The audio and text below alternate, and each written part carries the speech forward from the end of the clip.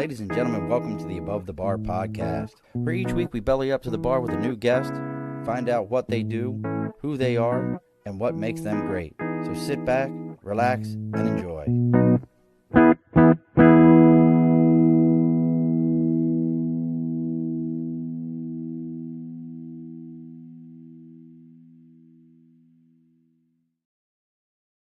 Alrighty, folks, welcome back to the Above the Bar podcast. It's your host, Sean.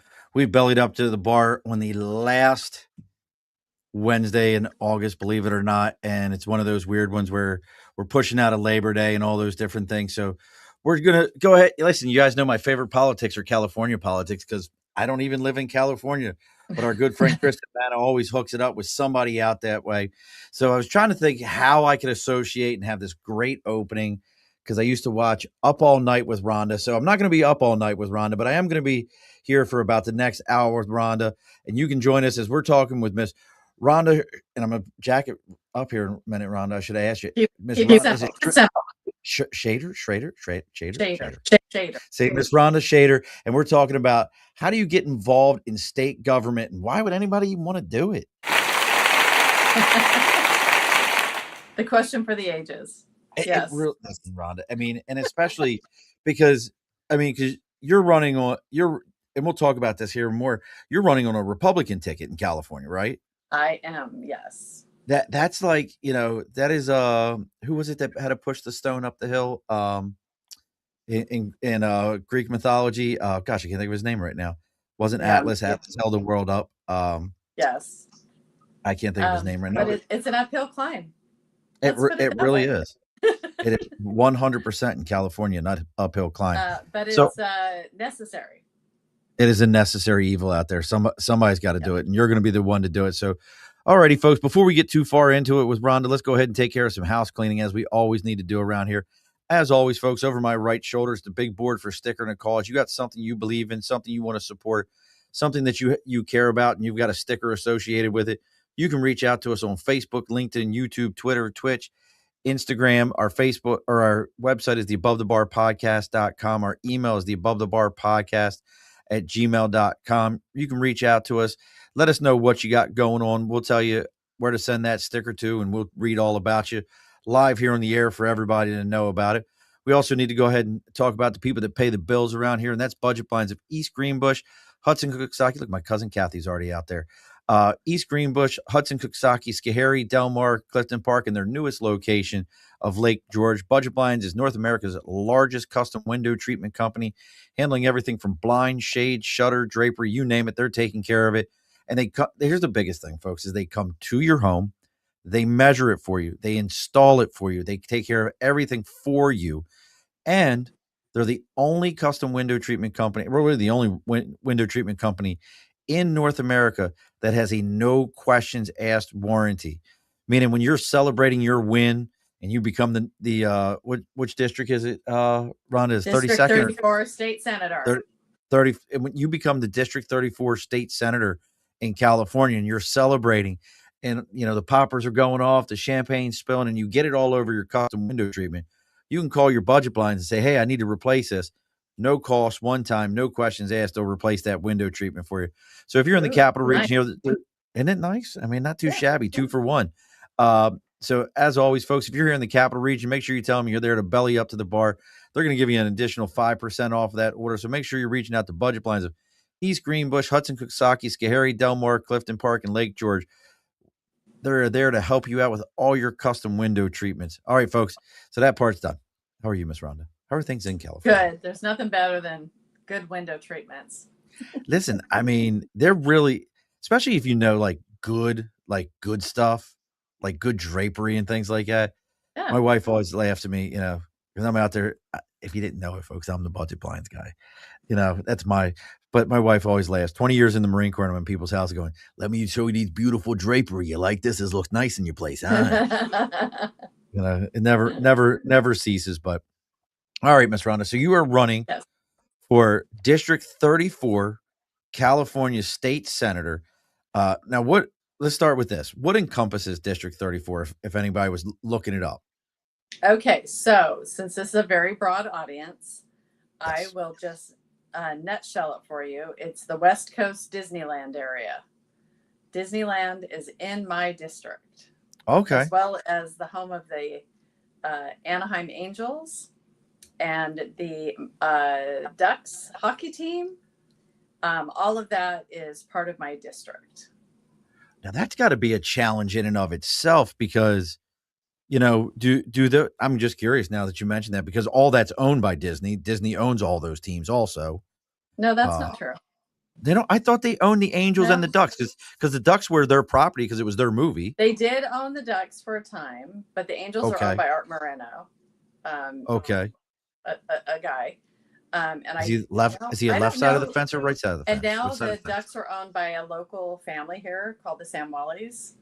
So, Okay. but I think you have that in the back of your head because there was a time when they were calling them the Mighty Ducks, and they were part of the Right. Disney franchise. Yeah, but Yeah, I definitely that ship remember that. sailed. Yeah, Okay. See, now and and they see, had a look, folks, great year. The she Ducks had a knows all great about year. her district. She knows about her I do. district. She knows what's happening. I She do. knows the So family. She knows the names. yes, and a lot of tourism, obviously because of all of those things. And we're going to have some Olympic Games here in Nice. my district in 28 when they come to Los Angeles. So yeah, it's a very exciting district actually. There's a Well, lot let's going talk on. about that for a minute though. When you're running in a district like that, where I mean, call it what it is. Those are all big, powerful money names and things you're naming there. How much does that affect? I don't know, and we're going to talk about other roles that you've had throughout that area. But how does that affect your campaigning? Like, do you have like if you don't have their backing, is it like truly an uphill battle, or do most of those groups kind of stay in the background? Like, hey, we don't have time for this because I mean, you could affect their So lives. Really.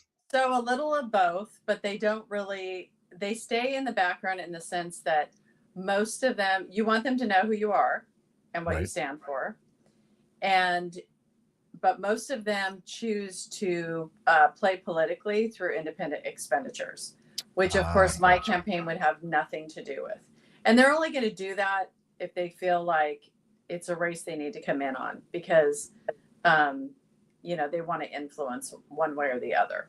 Now, there may be some races where they're like, I think we're good either way, you know? Right. And so that's for them to decide. But my job is to make sure that I'm known and that I'm known for the right things. I mean, I just find that absolute. I mean, I love the fact that you're saying, hey, you're keeping that donor money away, but I'm going to play devil's advocate for a minute. You ready for a little devil's advocate? I got to ask this question because we're on this one now. Sure. Is it is the in those kind of cases?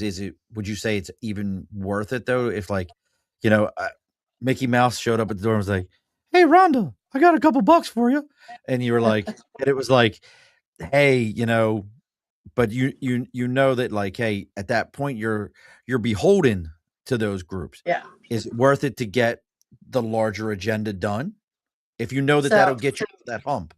so I've been in politics for a while now. I was Okay. in local politics for 8 years, and I can tell you that if I took a few bucks from Mickey or any of those organizations, that I would not feel beholden to them.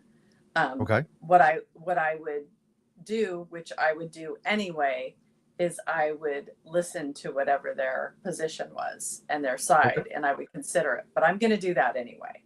So you just have to have a very strong moral compass and leadership courage. And then that will allow you to take money from anybody. But we have limits on what people can give us.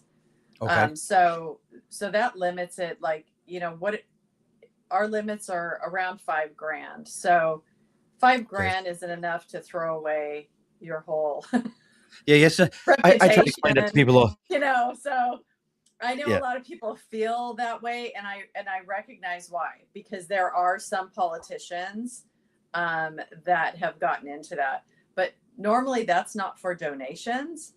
Those are things that are like backroom deals, bribes, things like that. And it's been my experience in politics that those are very limited. I think they But are. it's They're more more about the limited. comfort level of the candidate. I mean, I've taken money from people and then fired them because I got into the Uh, position and I investigated and I realized they were the problem, or they were part of a solution for the city that I was helping run. So that has to be my priority, regardless of who gave me what. that So that takes a lot of guts. I mean, to be able to look at somebody and do that. We talked around here that I think some folks that sit up on large hills have lost sight of that, where they take the money and then they go, I got to keep getting it. I'm addicted to it. This is how yeah. I pay my bills.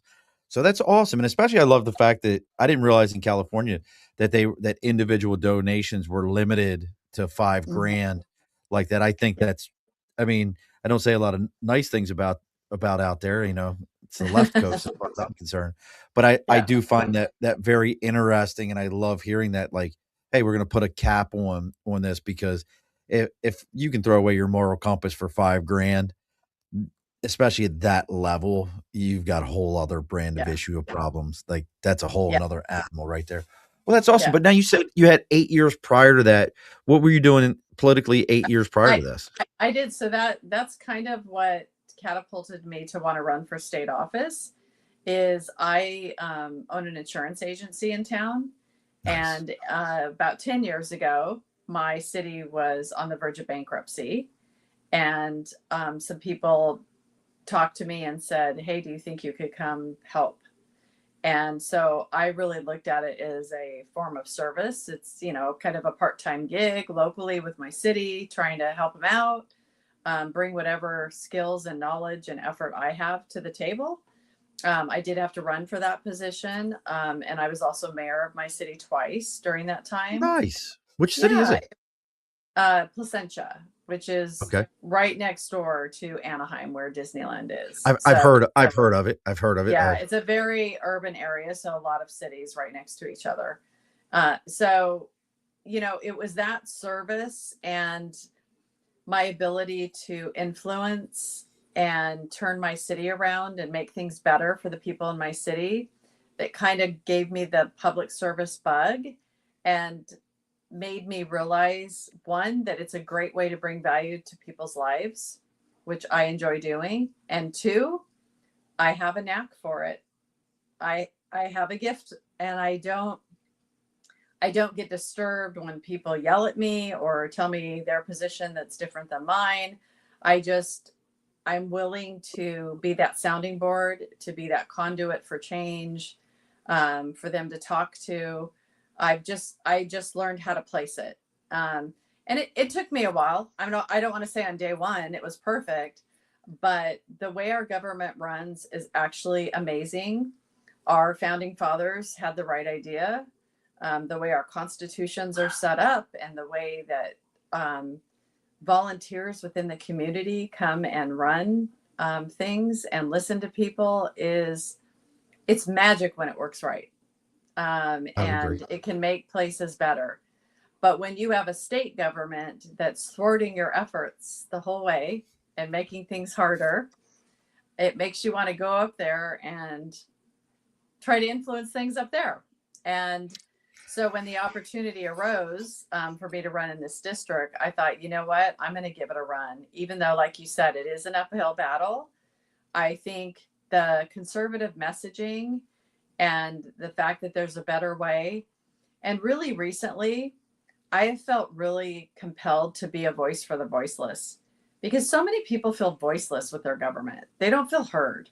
They don't feel like they're thinking about them.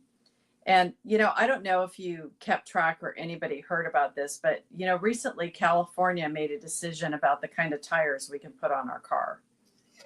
And that's going to I didn't change. hear that one. That's so Yes. stupid. So over the next 4 to 6 years, we're going to be limited on our choices for tires. And you know what? And When what, somebody, please tell me more about what is the logic here? Help me John, understand this. we're bellied up to the bar. There are people that when they have to put tires on their car, it's a problem for them financially. It's a Oh big yeah, one. listen, I've been there, done that. I have too. And, I have people that rely on tires and their car for their businesses, whether they're in gardening, construction, Right. service businesses. Um, this district is made up of working people like that. And I'm furious that on top of all the other things California has done, they're now going to regulate this. Like, let us just, my favorite term is death by a thousand cuts. Let's Like just who's put got time though to another but let knife me ask in. this. Who's got time to even go, need to have a different kind of tire on there? Like, who has the time? Because the other side Well, to it is if you're going to create this, then somebody has to regulate it. Somebody has to come out and look at it. Somebody has to deal with that because it just becomes a challenge in and of itself. oh yeah, It's because you know what? creating We're going laws to to create drive to laws. another state and we're going to buy tires that we can afford. Right. You know what I mean? Or tires we want. There's people that have trucks and different cars that are very particular about their tires. Oh So gosh, yeah. you have that end as well. And so to limit the market and have a scarcity going is against everything I believe. That's not what America is. America is abundance. We're not scarcity. That's why we're the best country in the world. And they That's want to wild. change that. And so things like that make me furious. California has an agenda that is just not for working class people. It's a burden for them. It's gone too far.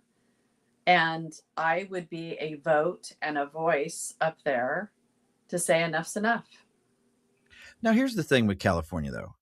I can remember Reagan as a governor, which, listen, folks, I have my own personal feelings on that guy, but we won't get into that because I don't think he was as amazing as everyone thinks. If you didn't know, he's why California has the gun laws that they have. Most people don't realize that he caused those restrictive gun laws out there. But you had him, you had Schwarzenegger, you had very conservative. California for the longest time was a very, very Yes. conservative state. That this was, go west, make your money, Hollywood, money, money, money. We're not letting, all these folks take our money. Where did they go off the rails out there? Yeah, it was a mindset of abundance, of growth, of support for new industries and new The housing, 49ers. everything. Yes, yes, it was amazing. So we have, over the last 20 years, we have voted in leadership that has a fear of climate change to the point where they have an agenda for us to be net zero in our greenhouse gases by, I think it's 2035. And so every policy, every commission has this mandate, and it's just too much too fast. People can't move that fast. And the example I'd love to give people is, remember when we didn't recycle aluminum cans? We just threw them in the trash. It took us decades. Like, I'm old enough to remember, it took a long time for us to start putting aluminum into a different area because it was going to be recycled, or taking it to the recycle. Now it's automatic. Now we have special receptacles for it. We're even recycling other things. So we come along, and we always want to do and be better and take care of our environment, but it takes time. And instead of just moving down the path and letting innovation catch up to what you want to do, California says we're the leader, we're first, and we're shoving it down the throats of everybody. And so when we get to net zero in 2035, if we do make it, or sometime thereafter, it will be in the backs of all these working people in our state, and it'll be in the backs on other states and countries, because we're not really net zero. We still need the oil, the Right. gas. We still need all of those things, but we're just going to have somebody else do it and ship it in. And then we're going to plant a tree, Sean, and call it even. Right. I Okay. mean, it's wild. I mean, because I hear what you're saying. And look, folks, if you have questions for Rhonda, please drop them in there. Or you want to check out what she's got going on. You can check out Schrader, Shader for Senate.com. You can see everything that she has happening. I'm always just also curious. I mean, we're listening to things you're saying here, and we're saying it's an uphill battle. This is a far left leaning state. Trust me, I live in one myself. I live in the right coast version of your left coast one. We Yes. we we we we do silly. My favorite out here is we have a governor who doesn't drive, who makes laws about driving. That's my Yeah. favorite.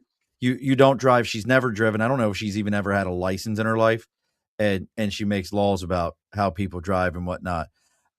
It's amazing. My favorite here recently was when she took office after Lord Commander Cuomo got himself in trouble.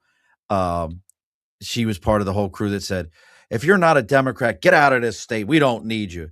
And then I watched an interview with her where she said, "Yeah, so maybe we should go down to West Palm Beach and ask some of those people that left the state if they would donate $1 million each to up here." And it was like, you have lost your ever loving mind, woman. You're out of your Mhm. mind. So I understand what you're dealing with out there, but knowing Yeah. these things, knowing this uphill battle, knowing this, it sounds like you have a successful insurance practice. You're taking care of yourself. You know how to manage a business. You know how to do these kind of things. I still am not hearing a good. Why would you run your head into this wall and keep doing it and doing it? Because it sounds like, I heard this recently. It was one of the best things I heard in a long time when it talked about government. And it said, in your own house, you're a communist because you make sure that the smallest person and everyone's treated equally in your own house. When you get into your community, you're a fascist. You want everybody else, you're willing to work with your community. And it's not in a bad way, but you're willing to work within your community. Once you get outside of that, nothing else matters. And you think that you can be a Democrat and it never works. Yeah. So why bash your head like this? Why?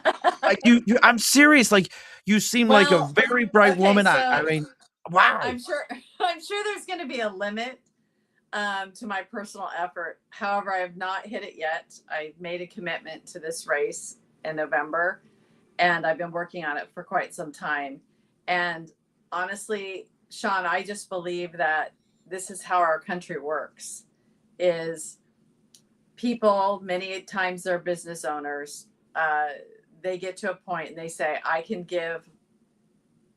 can sacrifice and go into public service for a time, and then come back out. And I feel like that's where I'm at. I also feel like my state is going in the wrong direction and it's hurting people. And there's a better way to do it. And it's a numbers game up there. It's votes. How many votes can you get? That's the way the process works. And so I want to be one of those votes that's going to vote the right way, and fight, for the people that feel like the government in California is not working for them, it's working against them. And somebody's got to do it. We can't just roll over and let them steamroll us all the way. We have to continue the messaging that there's a better way, that we have enough, we have plenty. We can take care of the environment and take care of people and take care of business all at the same time. All of these things can be done. And we've had such bad leadership here for so long that people have a mindset that they don't think it can be done, and it can. There's a lot of states that have been like California, Iowa, Ohio, and they've been able to turn it around and get more balance in their state. So it What can do you mean happen, by Sean. turning? What do you mean by they were able to turn it around? In other words, they were all Democrat, Oh, and they okay. were able to Iowa get was. I enough didn't realize that. Republicans with seats at the table so that now their government is operating better because they are challenging each other and they're holding each other accountable. See, we don't have any of that right now in California. And that's why you hear about fraud and waste and abuse in our system, because there's no accountability. They have a super majority and they just do whatever they want. They give money to whoever they want.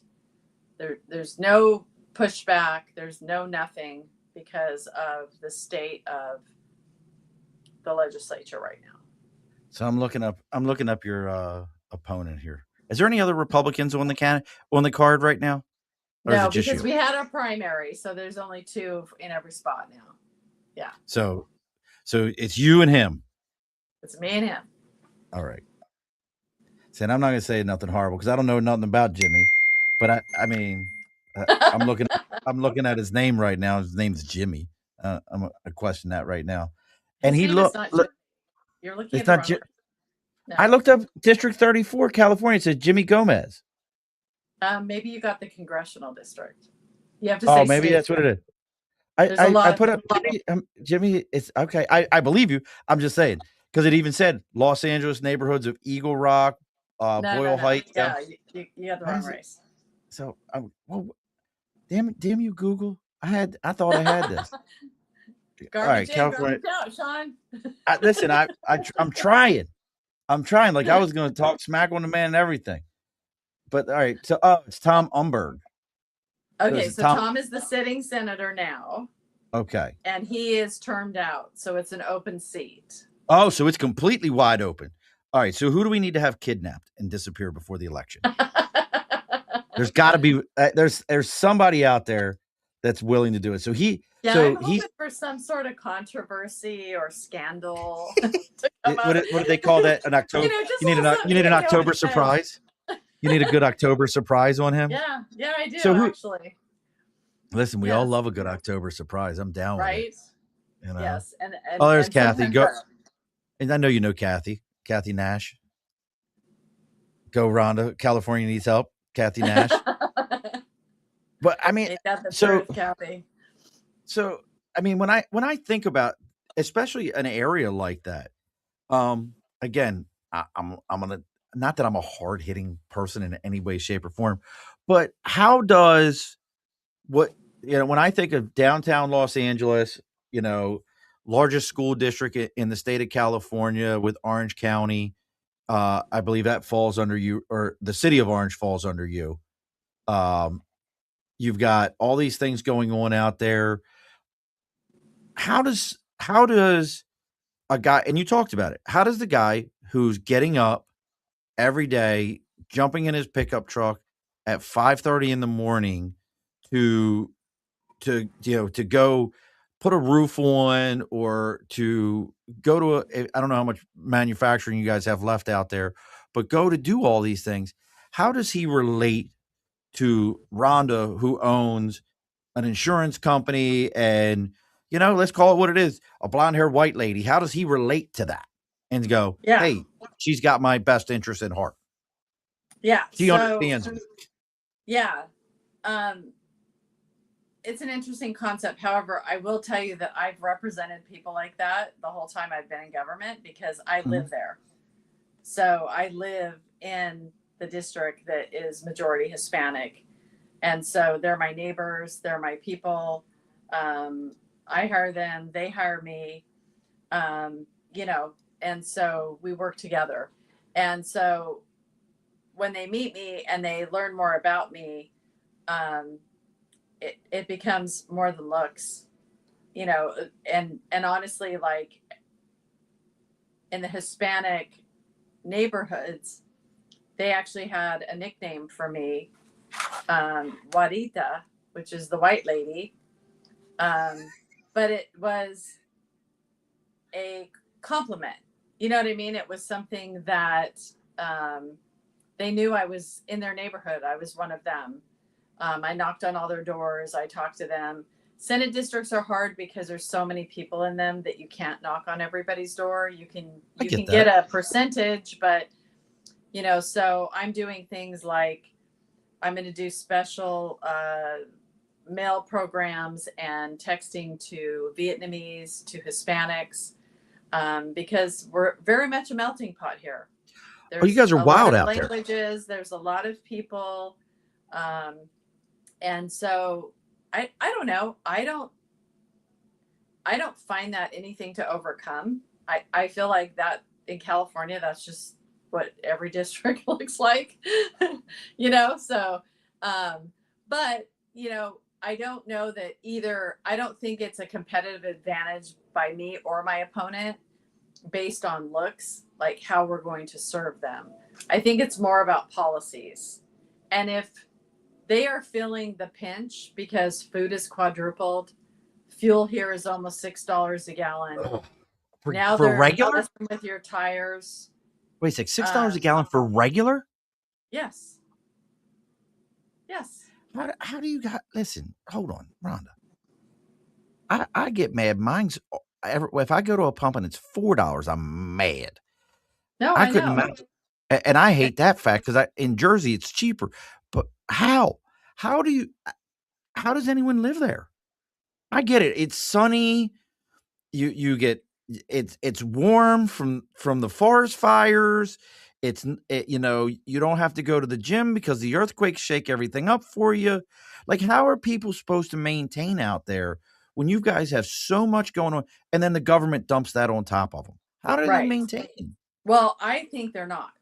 So, but what happens is I don't know. Sometimes I nickname it Stockholm syndrome or something. Like you feel like you're stuck, and it's just been so bad for so long. You can't find your way out, or you think there is no way out, and that's just simply not true. Good leadership, good decision makings, and voting differently. And this place turns around so fast, it would make people's heads spin. And so they just need to recognize that there's a different way, that there's different leadership that can be had. And when is the tipping point? That's the question for the ages. But at some point, there's going to be a tipping point in California, and the voters are going to have had enough. And they're going to want that better balance. They're going to say, you know what? This guy hasn't been getting it done. It's been getting worse and worse and worse. So let's vote this way and see if they can do anything better, if that makes sense. And then Absolutely. once we have it, we sure as heck better do better. And we better have the right people in the right spots. So, how about let me ask this question then? So, I'm a libertarian myself. Have voted that way forever. I've always seen things that way. How does how do you appeal to that voter that could have the power to sway this? Because we can vote it any way. We lean more conservative, but we the right couple of words of, hey, we're going to stay out of your business, we're going to stay out of your pockets, and you got our vote. But how do you get that kind of a person who has, not the independent? Everybody talks about the independent. I don't really think anybody's independent. How do you get the person who has already said, well, this is who I am, to say, you know what? I am going to get out of the house and vote for Rhonda, even though she's not my candidate. So I asked them what matters to them. Can I show you something? Yes, please. What is that? Can you see this?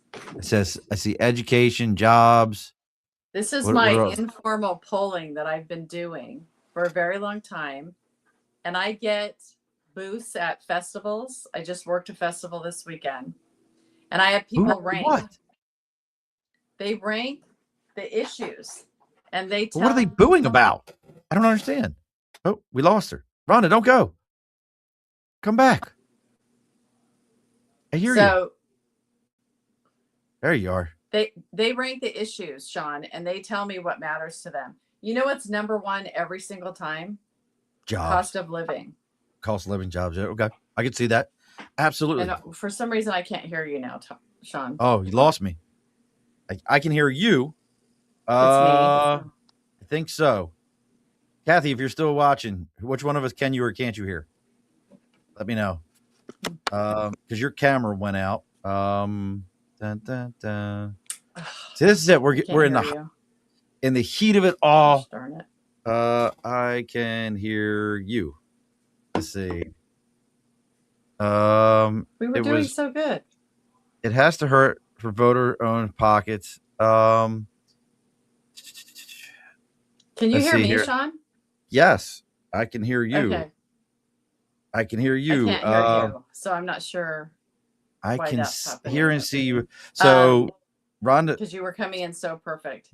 I can hear and see you But both. let me just finish then, and I'll just say that I ask these people, and it's always cost of living, and so there's a lot in that.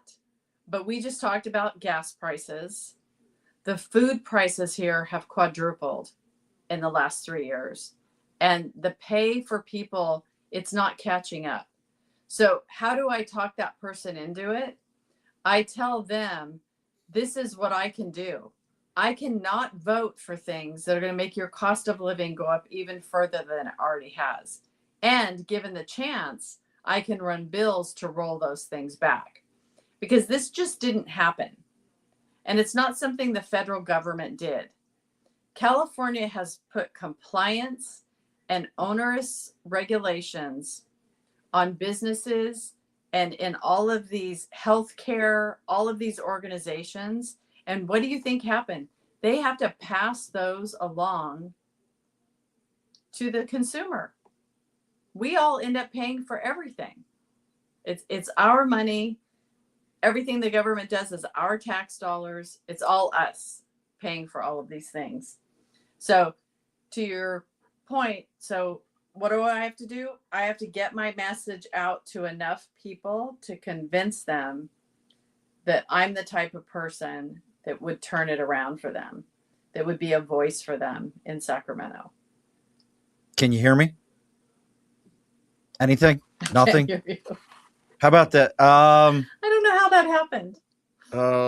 Log out and log in. I wonder if I listened on. Hey. Log in. Log out, log in. I'm gonna listen to you on my phone. I wonder if I listened on. Is that not log out? Log out, log in.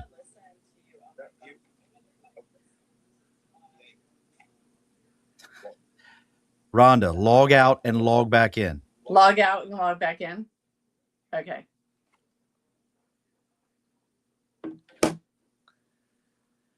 I gotta tell you, folks, that was the first. As Rhonda's doing this, that was the first. I've never had somebody where I had to talk to them through the show to get them to hear me. That's great. See, this is technology, and this is a live show. That's why I always say there is nothing in the world like doing it live, folks. You never know what's going to happen. Never know how things are going to happen. I want everybody to check out ShaderForSenate.com. I love the message she's giving. I love the way she's talking. So she's going to log back in here in a second. Kathy, thank you for sticking around. I'm glad to know that even though she couldn't hear me, you could still hear both of us and hear her message. It's definitely one that makes sense to me. Man, out there in California, I don't know what you folks are doing out there. That can you hear me now, Rhonda? Yes. There we go. I think it was because your camera popped out and popped back in. Something happened there. But what I was saying is I was telling everybody they need to really dig in and learn more about you, because I'm just so blown away by California in general. And it's a beautiful state.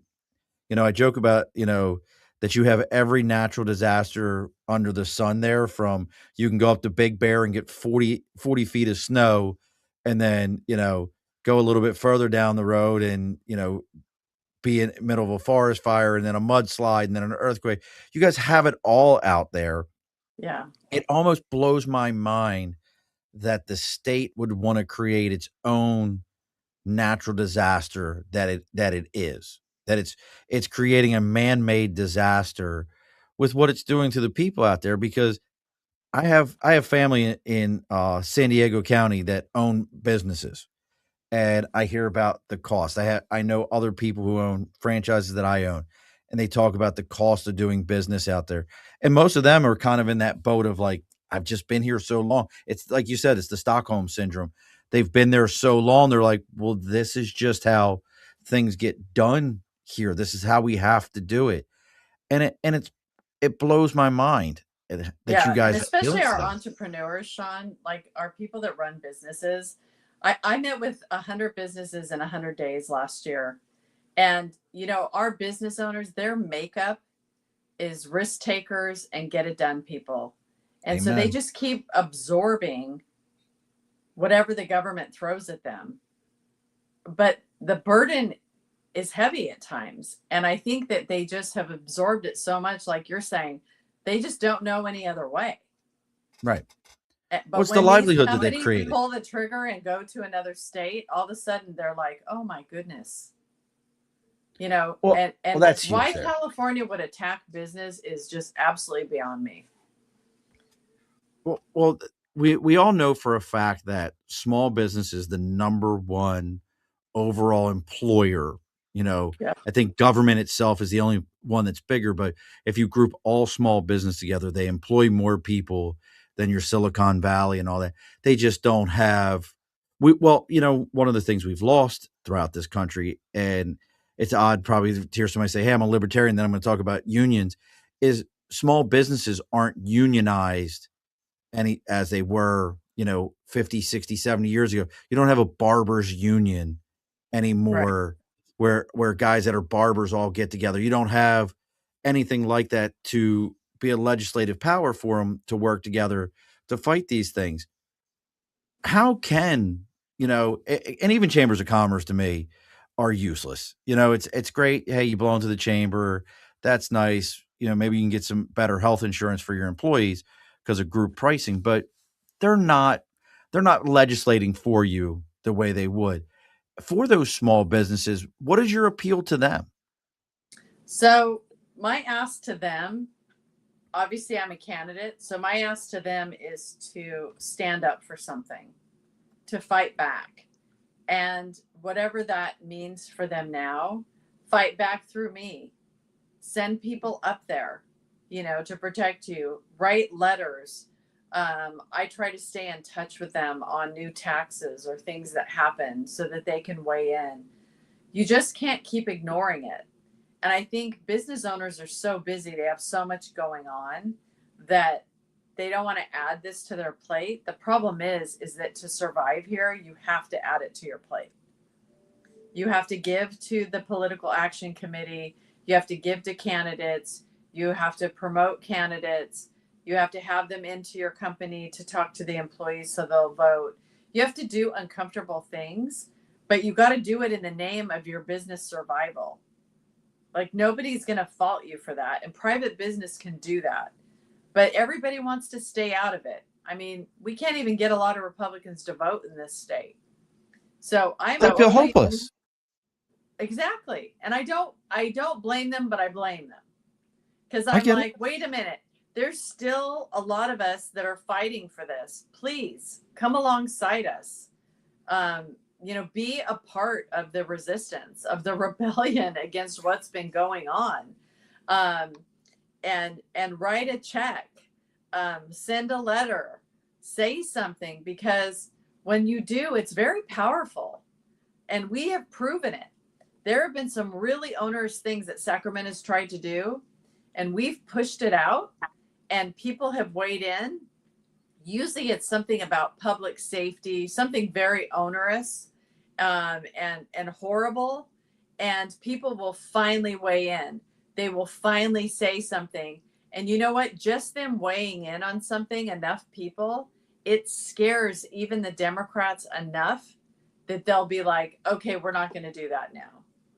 And they'll set it aside. They'll set that Right. bill aside. So there is power in the people joining together. To your point, we're very unorganized.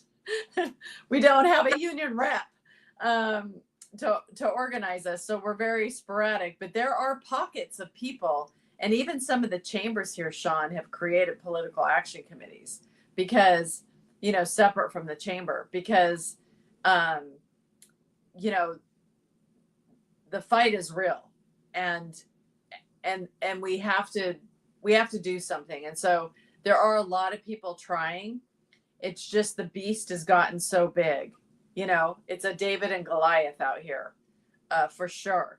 But David did win when he was able to get that rock in the right spot. And if we can get an October surprise, Sean, we might get some wins out here. Listen, I don't know, and we'll talk about this and say, hey, folks, it's almost closing time here at the bar. It's the end of August. Here we are at the end of summer, maybe winding down, but that doesn't mean we're ready to pack it up just yet. There are still warm nights, backyard fires, weekend get-togethers, and plenty of reasons to sit back with people, good people, and enjoy a great pour. This episode is brought to you by New Scotland Spirits, handcrafted right here in upstate New York. So before the calendar fills up, the leaves start changing, and everyone starts talking about pumpkin everything, take a little time and enjoy the last stretch of the summer. Grab some friends, pour something local, and make another memory before August is gone. Visit newscotlandspirits.com to find your next bottle. New Scotland Spirits. Summer may be ending. The good times don't have to. So That's right. that's what I'm talking about. And I'll say, listen, when you win, tell me, and I'll send you a bottle of New Scotland out there. So, but I mean, I'm just thinking about everything you've got going on, Rhonda, and everything happening out there. And I know what you mean by, you know, it only takes one county. I happen to live in like one of those counties here in New York where we're directly across. It's great. New York's weird. We have the Hudson River that you would think is like 300 miles wide. People don't cross the river. Like it's this great dividing line. And I live in a county where our county executive is suing New York State over laws. I live in a county where our sheriff is like, I'm not doing that. You Yeah. can't make me do it. So we live in one of those counties. So I understand like you can be in the heart of the lion's den there and still fight back. It just takes people to kind of group together and go, hey, we're we're grouping this up. We're done. We're done with the Yeah. BS. So, if what kind of things like so I know you said you're doing some text messaging campaigns and some mail out campaigns. Is there anything that you feel like you're doing unique to your campaign? And listen, if you don't want to give away the secret, I understand that. That you're doing unique to your campaign that you've kind of looked at some of these larger ones, nationally and said, huh, maybe that is where I need to be. It's a little different than people would realize that you're doing. Yeah, I mean, if anything, I would say that I'm personally the X factor because I work harder Like than it. my opponent and many politicians. So no one's going to outwork me. And that means that I'm always thinking, I'm always coming up with the next idea. I'm the one that's willing to have the booth at the festival in the 98-degree heat and meet with the people and talk to the people. And because the election does not change the date based on the weather. I want you to know something though, Rhonda. So when I Google Senate District 34 candidates, California, you're the first person that pops up. You're the first one that pops up, and some assemblyman trying to slide in.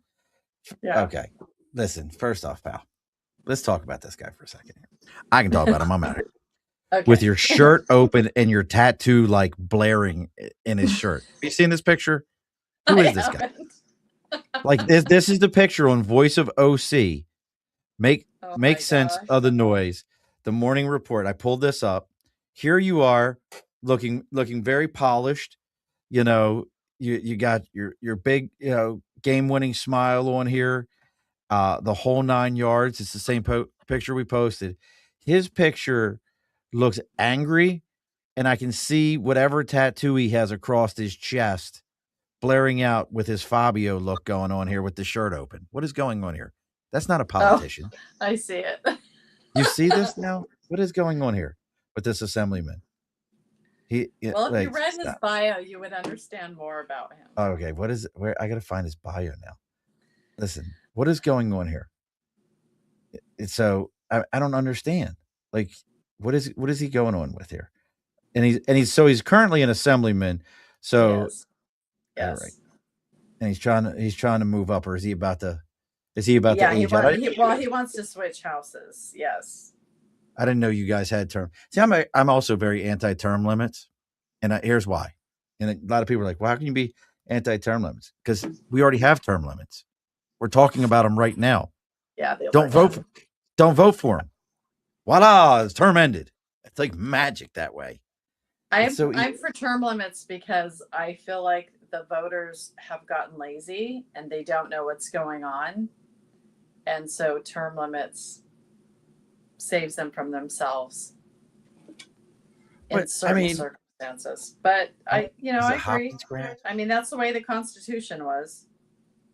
That's why we Let's don't see. have term limits for Congress and Senate, So he's a U.S. Hopkins Senate. grad. He's a Hopkins grad.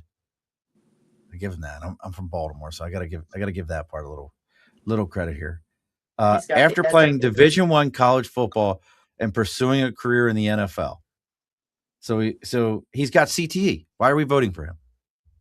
They just said the NFL just said on the news yesterday that 1 in 4 players, not may, will. Well, it probably wasn't him because he only played for like a quarter and never touched the ball, and that was the end of his career. But I mean, he still played Division I So ball. I He don't still know played that. Division I. He still played Division I. I mean, That is true. I mean, let's go with it. So I think, Yeah, so he probably has been knocked in the noggin quite a bit. I think that's our October surprise. So when when that didn't work out, Sean, he went straight into politics. So it's a competitive sport. Politics is a competitive sport. It is. I just have to tell you that I have always liked a good business candidate who has employed people and signed the front and backs of checks and had to run a business and balance a budget. And, I just think I'm the more qualified candidate. Let's see. Kristen says she agrees with term limits because we have voters who will vote just because your ballot designation states incumbent. I don't know if I've ever seen anybody vote because it says incumbent. Oh, I can see party line. Kristen has a picture of us there too. Look at that. Kristen. Yes. I will agree with people vote party lines.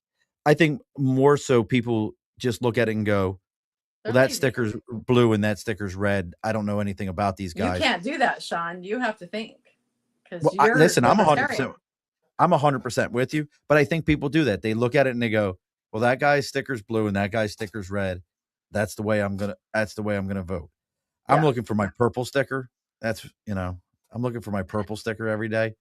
Yeah. But it's interesting. And I agree with you though.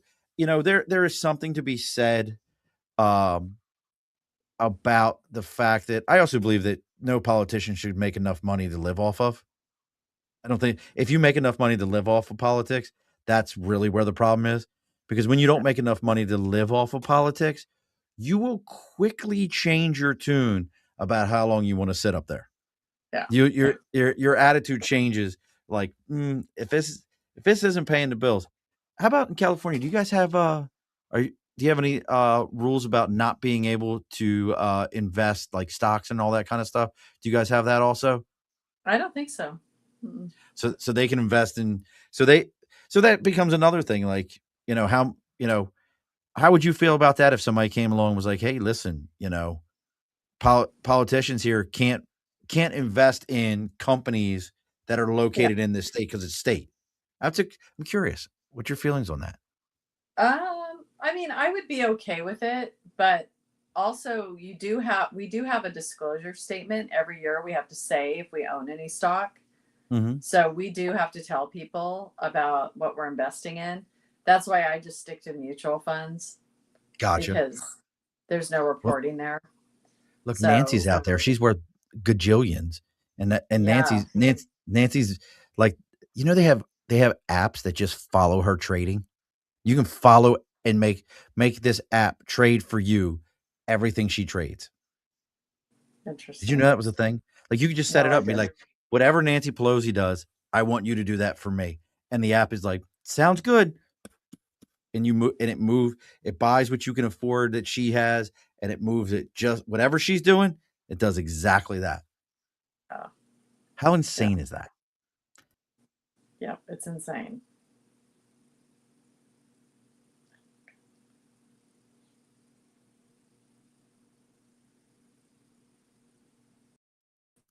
What the hell happened there? See, this is proof. They're coming. See, this is what it is. I knew you'd be back, Sean. I waited. California's coming for me. California's already coming for me. And Kristen says you have a plan to problem solve and reach the needs of her district. I absolutely believe it. Rhonda, I have to tell you, I have loved this conversation. This is probably one of my fastest interviews I've had in a long time. Just blew, like I'm looking at my time and going, shit, we're almost done. Like absolutely love your approach. Love what you're doing here. I love the fact that you didn't get into this as like, well, this is all I do. Is it, I couldn't do anything else, so I'm going to go into politics and just kind of ran with I that. have plenty of other things I would like to do. Just ask Kristen. What's the thing? I'm seeing it. But I feel like I need to do this right now. So I feel like I'm called to do this right now. So that's what I'm doing. And I would be honored to serve the people for a time. But to your point, it's not something that's going to last for me because, the financial burden and the time burden and all of that, but I can do it. That's the way our system works. I think people need to sacrifice and they need to play a role in their government at some point in some way. Well, I think you just said it. It's a financial burden. It's a difficult. It's not a stepping stone for you to move on. I'm looking at this, and it's not a stepping stone to go from, well, I was on this seat, now I need this seat. Well, because if I get to this seat, they're going to move me onto this chair. That's not what you're saying here. You're saying that this is like, hey, I have a needs of my community. My community needs me. I can see the value in it. I'm going to sacrifice on this end for that. And I love that. Yeah. Any rallies, anything coming up? Yeah. Rallies, anything you got coming up? Anything where if somebody wanted to come out and hear you speak, where could they do that at? Oh, well, I do from time to time speak at different clubs and organizations. I have an event tomorrow in Santa Ana. I'm also doing some ballot events. So they can, if they go to my website and give me their information, they can stay in touch with me and find out where I'm going to be and when, because I push out communications on a regular basis. Nice. Also on my social media as well. So I'd love people to come and join the party. Well, I'm hoping that I can tell everybody about this amazing candidate that was on here. And then next thing you know, she's now District 34 in California's new representative in their Senate. And listen, folks, if you're finding me through Rhonda or Rhonda through me, please take a time, like, share, follow, do all those kind of things. I know it sounds cliche, but that's how everybody's messages get out, how everybody finds out about what's going on for each other. So please take your time and do those things. We do this every Wednesday, 8 p.m. Eastern Standard Time. And as I tell you that, and I say, hey, but I'm not doing it next week. I'm going to be taking a little bit of, I'm taking a week off here, folks, going out to Maine. But if you're digging this, we will be having our next guest is a gentleman by the name of, I'm going to pronounce this so wrong, Jevoy, Jevoy Palmer.